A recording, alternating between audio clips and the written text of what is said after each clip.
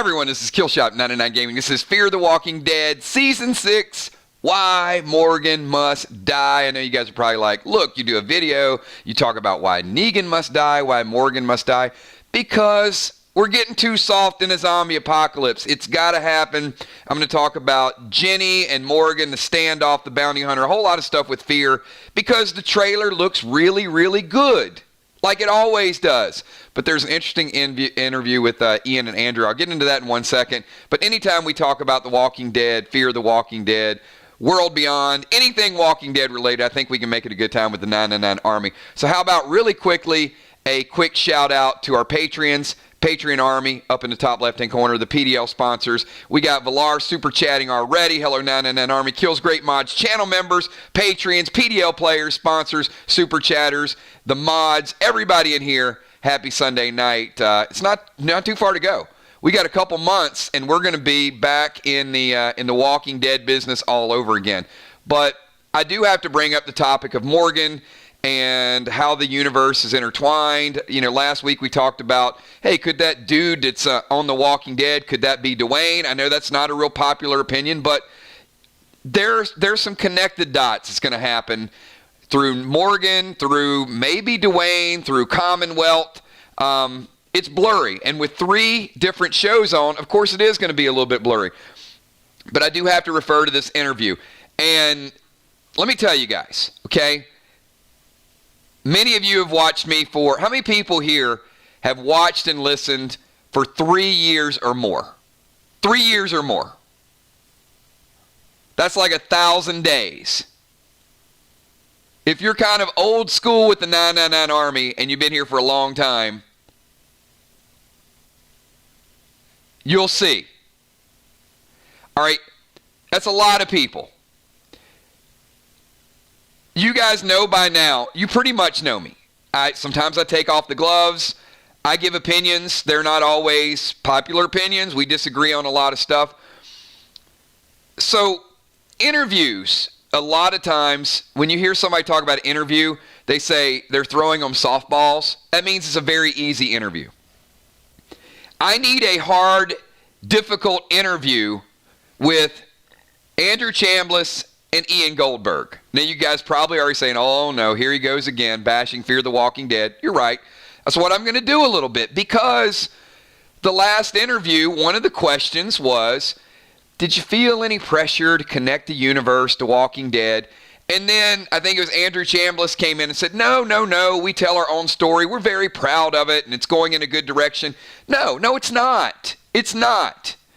The question should have been, what the hell were you guys smoking last season? That should be whatever question you had sitting there. You should have been able to rip up the script and be honest. Asking honest questions about the show doesn't mean you're not a fan. And the reason I brought this up with 3 years, you guys know that after 3 years, I'm a Fear the Walking Dead fan. It doesn't mean I can't ask them a difficult question. I never said I wasn't going to watch the show. In fact, I implore all of my viewers to watch the show. I want to talk about it. So the question should be, hey, why the hell did Ginny not kill Morgan if she was just going to call a bounty hunter to go find him? Am I the only person wondering this question? She shoots him. She could have finished the job. You don't leave him there to crawl. If you want him dead, kill him. So the reason I bring this up is because we are taking the bait right now. Every year, Fear gives us a great trailer, and we take the bait and say, oh man, there's a lot of action in there. They're blowing stuff up. There's a dude in a cowboy hat. He looks like he's an evil villain. And I watched all of that, just like you guys did. And I loved it. And then I went outside and I dropped a rock on my foot and said, wake up, Kills, hold on. Ginny is calling a bounty hunter to find Morgan when she could have killed him in the first place. So you probably figured out the name of this video, name of the stream is Why Morgan Must Die. Because if he doesn't die, what is this whole season about? That Ginny couldn't finish the job, and now for 4, 5, or 6 episodes, we're going to be playing hide and seek with Morgan, and we're going to hire the most fierce bounty hunter in the world, and he's only going to fail. Another failed villain. So, if this guy can't finish the job, who's going to finish the job? Who's going to get it done? Is Morgan invincible? Morgan did say, "I don't die." But we're going to get more speeches. I mean, he was on the radio. And it never starts out. I don't know about you guys, but if my eyes are red and I'm dying, this is what the radio conversation is going to sound like. "Hey, somebody get your ass over here and save me. I've been shot in the shoulder. I'm dying." But that's not what Morgan does. You know what Morgan does? It's kind of like, "Shh. What we did was a travesty to all humanity. We were trying to do the right thing, but the right thing just didn't seem right at the right time." No! You're going to be like, "Dude, I'm bleeding. Get me somebody out here right now." You're not going to go through, you got 10 minutes of oxygen left. You don't spend 8 minutes and 55 seconds telling everybody what you did for the last 6 months. You tell that story after you live. I'm just saying, that part of it is it's slightly made for, not even television, it's slightly made for extending our curiosity. They blow stuff up, and here's the other question. Am I the only person that thought the trailer for Fear was dark? And by dark, I don't mean dark. I mean, like, you can't hardly tell what's going on. It's dark. I had it like max brightness with a flashlight up on the screen, and you can still barely see what they're doing. What are they afraid? Are they ashamed of what they did? Show us what you're going to do. Let us figure it out. When you do like really dark previews, it's not mystery. It's almost like, this is the best scripts we could provide. I love you, Fear. I will watch till the end. My hope is that the end is not that soon. I needed to get a little bit better. Just get a little bit better. So Morgan's got red eyes, and there's a cowboy out there. You know what, Kim? No doubt about it. They trick me every year. Like, Fear's trailers are so good. But then you realize, like, that 2 minutes that's every good scene in the entire season. But, they were honest. I mean, Fear's trailer was good until I really stopped to think about the Morgan speech. Because there is another Morgan speech. And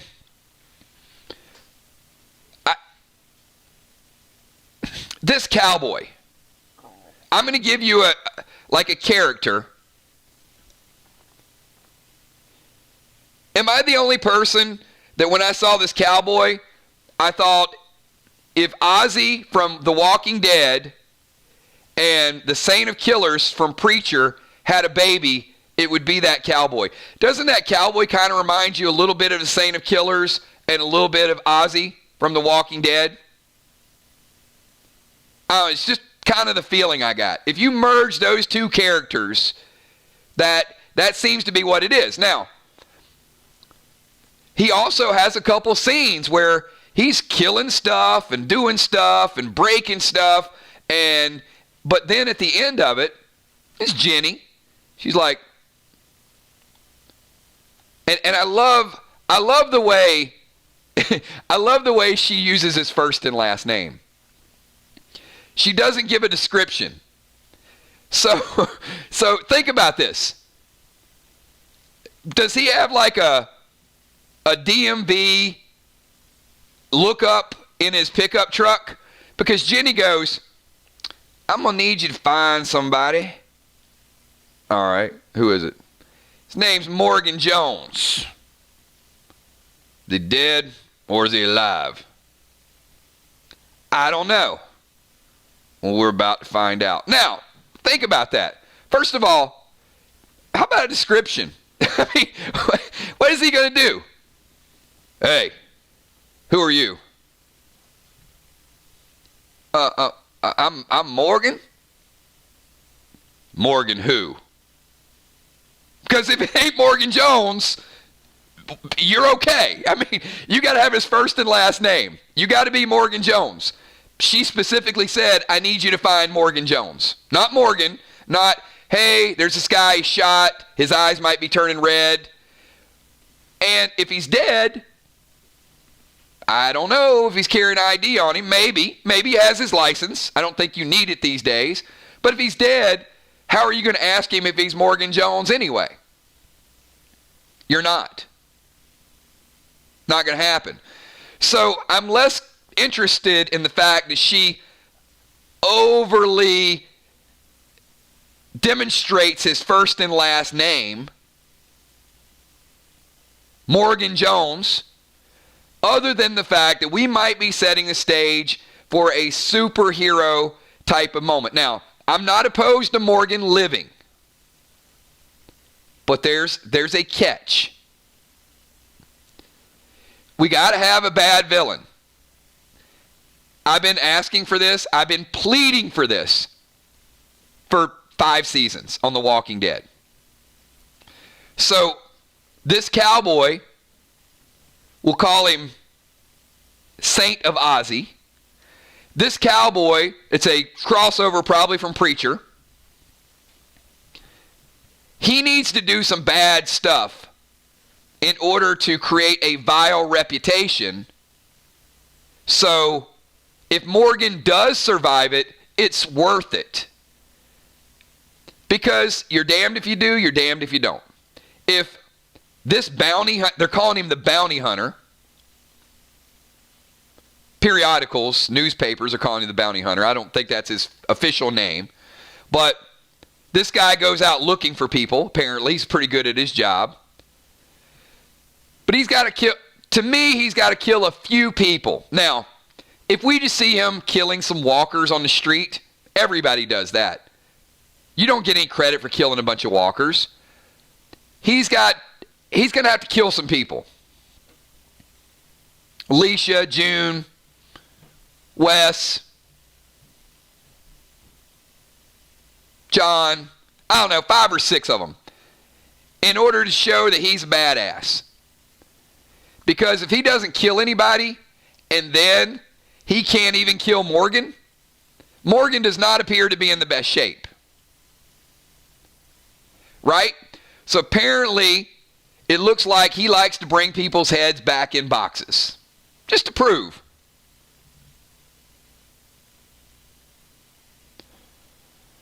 But what I've found with fear, and this is my biggest fear with this show, is that they're not going to develop the character. How many people would agree with me when I say fear has challenges with developing characters? Not all. We kind of know who Strand is. We kind of know who Daniel is.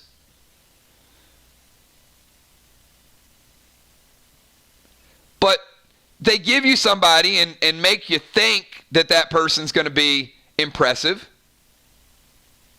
Like Mel the Vulture. I mean, that story had potential, and it didn't happen. So, Logan was another one. My God, I mean, think about this. So far, this is kind of our last 3, right? All right, Mel the Vulture. Didn't happen. They turned him into a good guy. Sharpie Lady.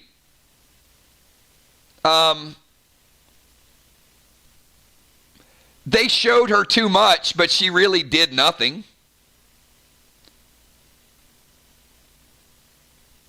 Logan, they turned him into a semi-groveling good guy. He was shady, but he wasn't evil. And now we got Ginny, who they branded as the biggest, most hated villain on Fear the Walking Dead. And all she really did was what? Shoot Logan. I mean, we're left to assume, and she shot Morgan. All right, but still, leading up to that, we're led to believe that we should hate Ginny. Now,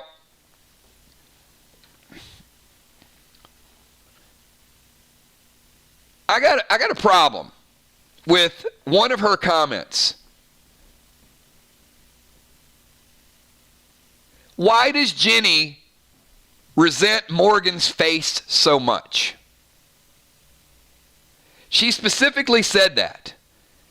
I just resent your face so much.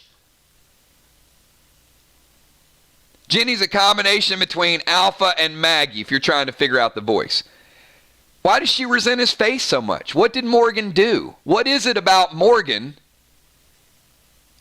Did Morgan do something? Are we going to end up forgiving Ginny as well? I mean, does she have some validation?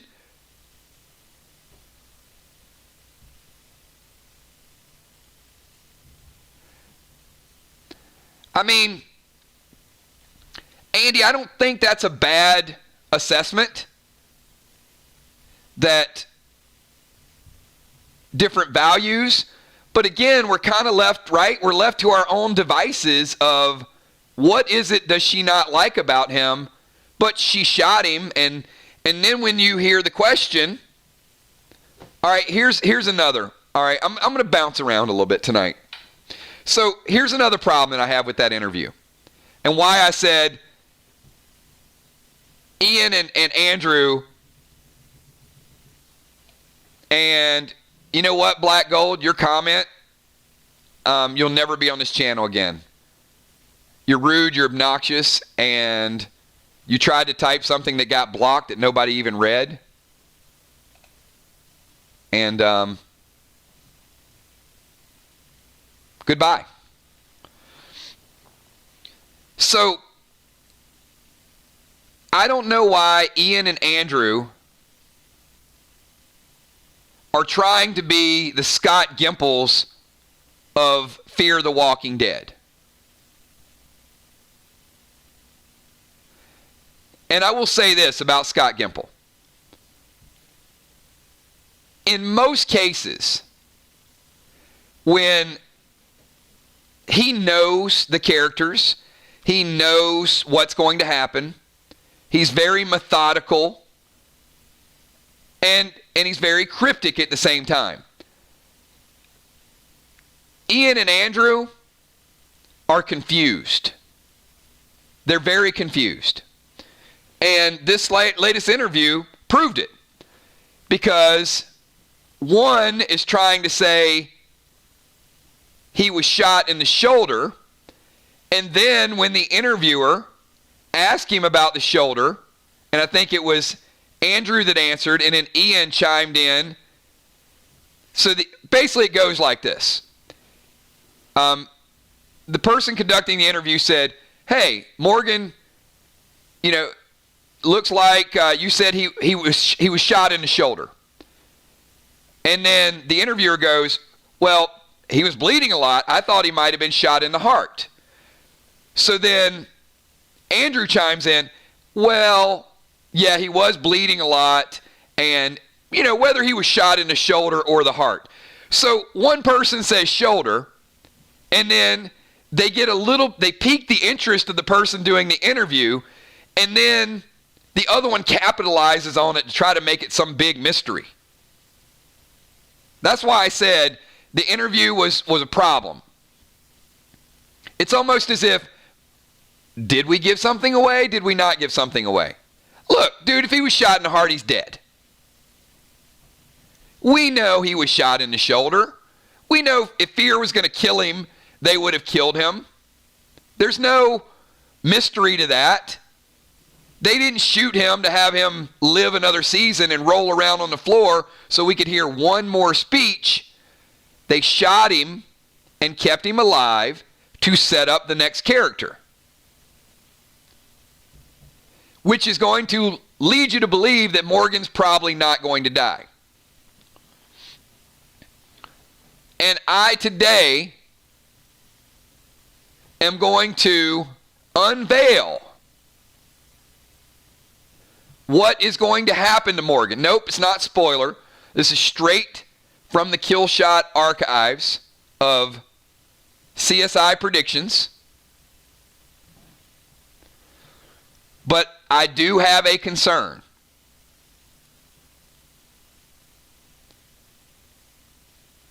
Morgan should die. He's been shot. He's in bad shape. The end is near. There's a bounty hunter after him. But it appears more likely than not that Morgan is going to be rescued by Rick's group. That's my bold prediction. Morgan is still around for a reason.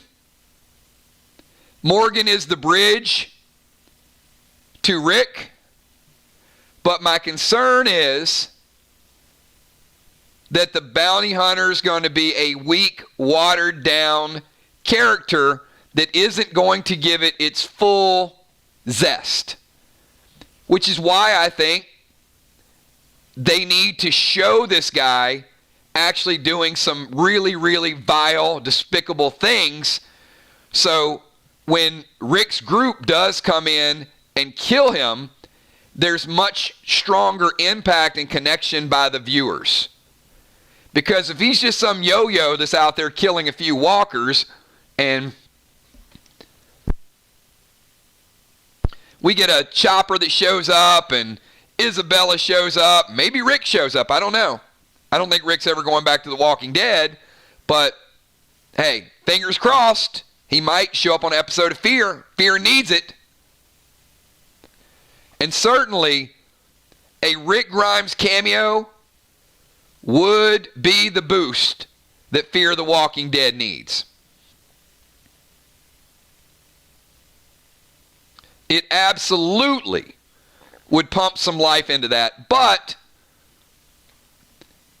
Rick or Rick's group, they got to kill a bad dude. They just can't kill some person that's hunting down somebody's been shot in the shoulder.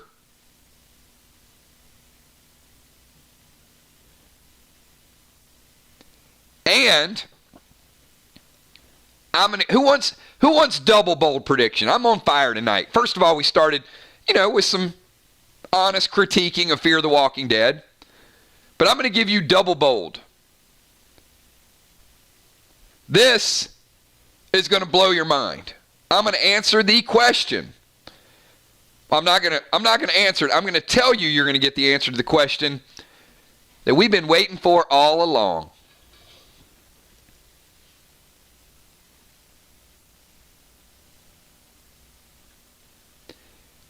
When Jadis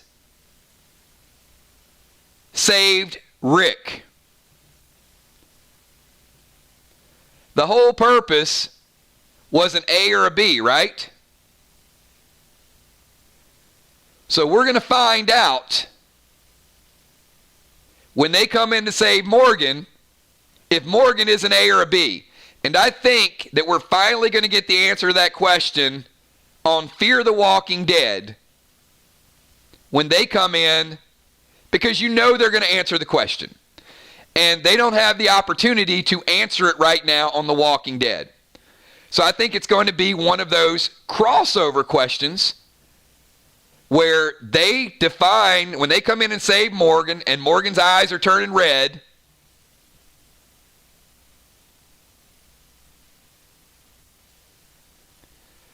then we'll get the definitive answer that they've been hiding from us for so long. I got Andy 317 super chat and says, do you think Morgan could possibly go back into clear mode, or are we stuck with life is precious Morgan until his revelation? No, I think, Andy, I think Morgan can figure it out. I don't think we're going to get either. I think we're going to get probably a transition into the movie.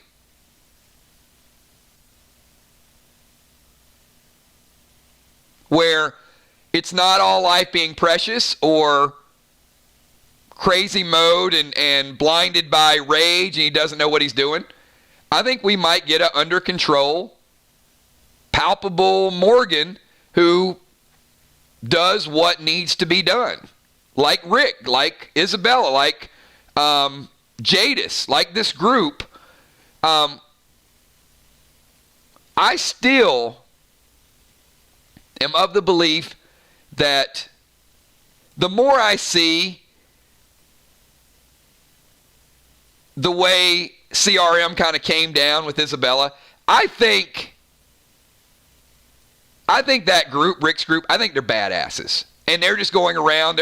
I think it's going to be like an action movie like Terminator. That's not about, I think they're going to be so far advanced and have a purpose. I just don't see a fourth Walking Dead story translating to the big screen. I think if you're on the big screen, if Michonne goes there, it's going to be like Michonne with a lightsaber. Morgan with a, I don't know, John Wick. Some rod that spins around and kills people. And Rick finally learns how to shoot and not miss anything. I think it's going to be very, very fast-paced action and adventure. That, to me, is going to be the transition. So when somebody like Daryl would be perfect for it, but Daryl's the franchise right now, in my opinion. But I think when somebody like Jadis, Michonne, Isabel, Morgan, Rick, you got like those five, a little bit of training, I think that's a good group. And I think that's good for a movie. Add some zombies to it. They play a little music, little Starship Troopers before they go in and take out a whole entire population of herd.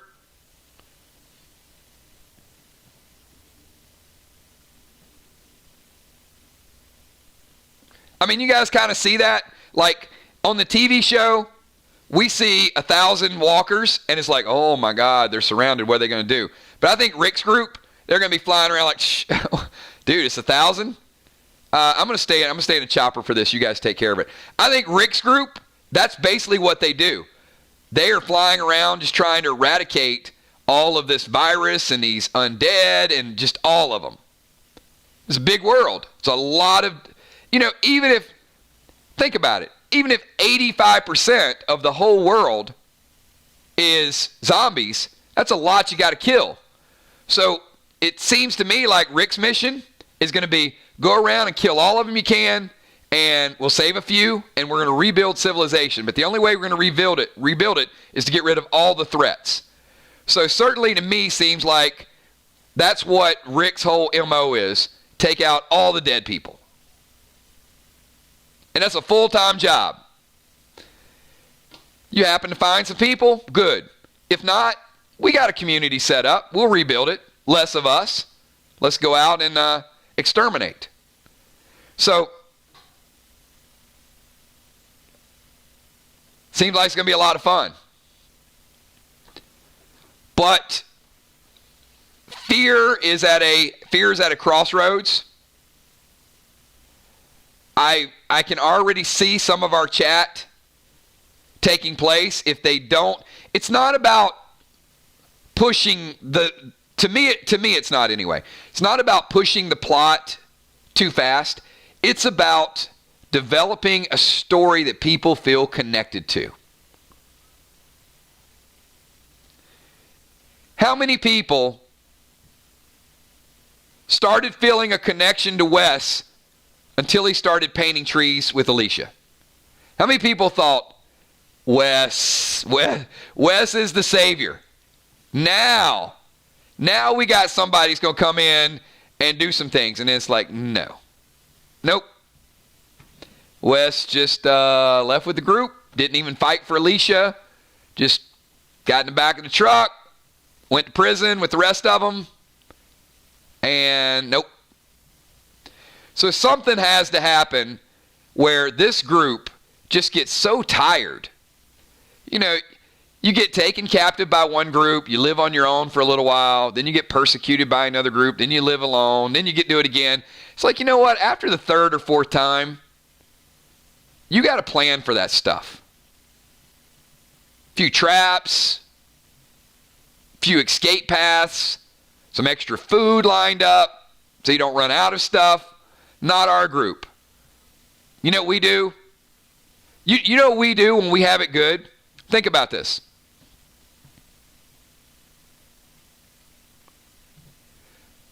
Why did all of this happen on Fear? Because they had it good. They had their own factory. And they heard a voice on a radio and decided to get in a damn plane that they didn't know how to fly. That's it. That's it. They flew over a mountain.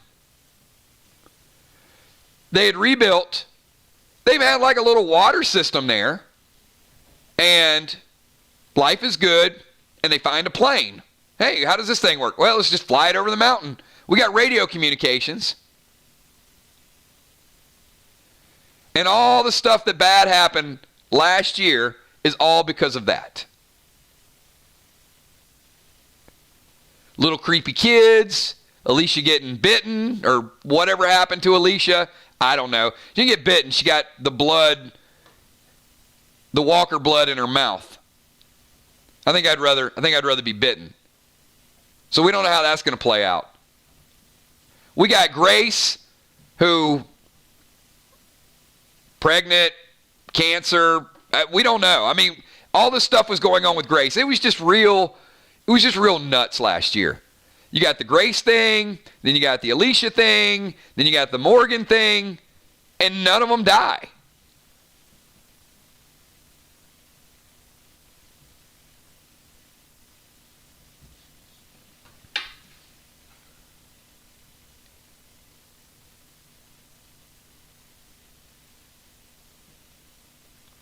Yeah, I mean, even if you ask like the best Walking Dead scholars to describe Fear of the Walking Dead last season, I think a lot of them are just going to put their hands up and say, I don't know. We tried a little bit of this and a little bit of that, and then we had to make Ginny shoot Morgan for like this cliffhanger. And I hate to say it like this, but we're so desperate for continuity on Fear the Walking Dead, we didn't even get mad that there was a cliffhanger. Can you imagine on The Walking Dead, if they shoot Daryl and Daryl's left crawling in a building? Oh my goodness. Why did you do that to us? Why did you leave that cliffhanger? That's not right. We can't take another cliffhanger. It's the worst thing you've ever done. Don't do that to us again. Fear the Walking Dead, I gotta be honest, I had to go back and look up what happened.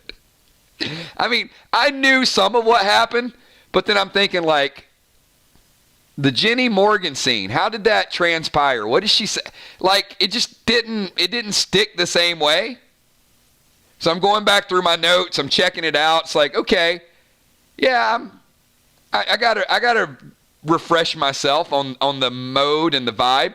And then I remember that Ginny just wasn't much. I mean, she shot Logan, and I think half the crowd was like, so? Didn't really like Logan. I mean, you wanted to see like all Logan's family kidnapped, so at least you liked him or you didn't like him. He was just I hate making comparisons. Raise your hand if you agree with me. Logan was Gregory. Like, they could have named him Gregory. No difference. Same character, groveling to get in with somebody else to save himself. I mean, they just recycled the whole Gregory storyline. And Gregory tried to be a badass. He tried to be tough. And then he wasn't. And Logan was the same way.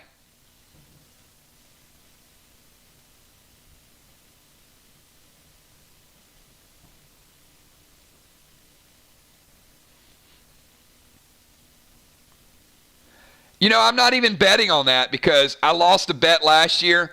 I really thought John or June needed to die. And, the problem with me making that bet was I made the bet based on what I thought was best for the show. Kind of like, look, I named this Why Morgan Must Die, but I did create a caveat. I don't dislike the Morgan character. I like Morgan. I just don't think they do him justice by the way they're writing the story. So I would put a footnote under that. Why Morgan must die, because it's the best thing for the show right now to kill a major character. But if he doesn't, you need to develop the person that's supposedly going to kill him and then have a real awesome Morgan story. I'm okay with that. But you need an awesome Morgan story, because if you drag him on for like a few episodes and it's this real boring transition, I just don't think the audience is going to connect with that. And I go back to, I'm going to tie this all in to the Ian and Andrew interview.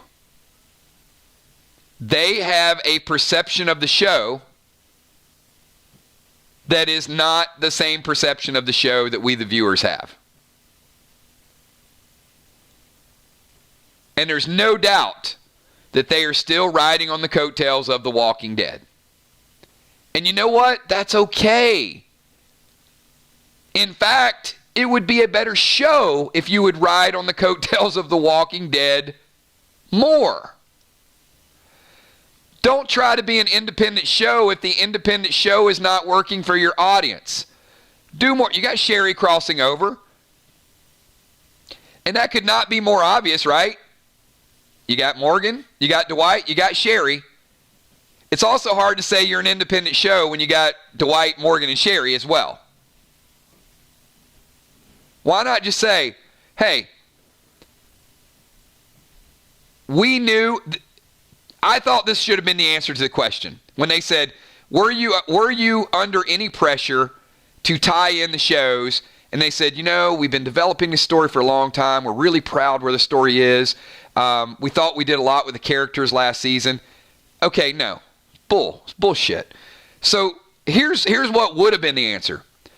You know what? There was no pressure to cross over characters, but I do have to say that The Walking Dead is such a strong franchise. We knew that we needed a connection to show how big the universe actually is, and these characters are incredible. They didn't even pump up the characters they brought over. They were just kind of pumping up this great story that they continue to tell that is not a great story that they continue to tell. So I don't think you need to say, we thought we needed a little bit of help because we were struggling. You don't have to go that far into it. We can figure that out on our own. But at the same time, don't lie about it. Just say, in order to transition to the next part of the story, we felt it was imperative to connect the two shows. All those answers are good answers. Maybe I'm being a little picky. Maybe I'm being a little moody with it. I'm excited about it. I'm always excited to give Fear the Walking Dead another chance. And there's going to be some cool stuff going on. I mean, we got The Walking Dead October 4th, and after that, we're going to be watching 2 shows every Sunday night. Fear the Walking Dead and The World Beyond. And I'm more excited for the new spinoff. I know what I know about Fear, and if they make it great, I'll be pleasantly surprised. I'm not expecting anything. I'm optimistic, but I'm not expecting it. But the new show, I like it.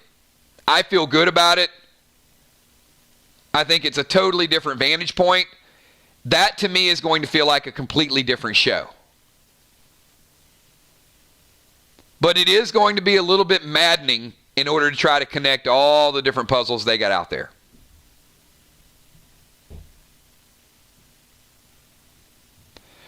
So we're not going to make this a super long stream.